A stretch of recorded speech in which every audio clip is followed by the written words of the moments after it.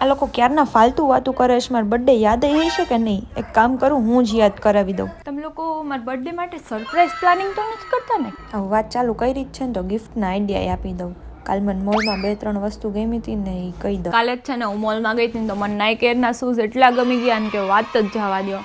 ઓલી તને ખબર મારી ફ્રેન્ડ છે રિયા, હમણાં બર્થડે હતો ને તો એને ભાઈએ ડાયસનનું હેરનું મશીન આવે ને એ લઈ દીધું. હમણાંથી મારા વાળ આમ સરખા બહુ રહેતા નથી, રફ થઈ ગયા ને તો જસ્ટ કહું છું. એક કામ કરીશ, બર્થડેને આગલે દિવસે વહેલી જ થઈ જઈશ એટલે રાત્રે 12 વાગે પછી બધાના ફોન આવશે વિશ કરવા માટે, તો જાગવા થાય ને. અને અલાર્મ રાખી જ દઈશ 12 વાગ્યાની. આમ તો જરૂર નહીં પડે, બધાના કોલ આવશે તો નીંદર તો ઉડી જ જવાની છે.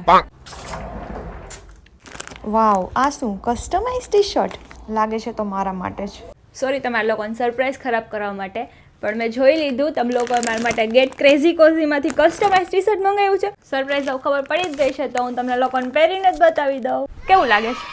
આ ટાઈપનું ટી શર્ટ કસ્ટમાઇઝ કરવાની મારી કેટલા દિવસથી ઈચ્છા હતી. હું મલોરકા ગઈ હતી, મારી લાઈફની બેસ્ટ મેમરીઝ હતી ને તમે એ જ ફોટો આમાં પ્રિન્ટ કરાવ્યો ને એ મેમરીને સાચવવાનો આનાથી વધારે સારો ઓપ્શન કયો હોય? Thank you so much. જો તમારે પણ આ ટાઈપનું કસ્ટમાઇઝ ટી શર્ટ કરાવવું હોય તો કોન્ટેક્ટ કરો ક્રેઝી કોઝી કસ્ટમ્સને.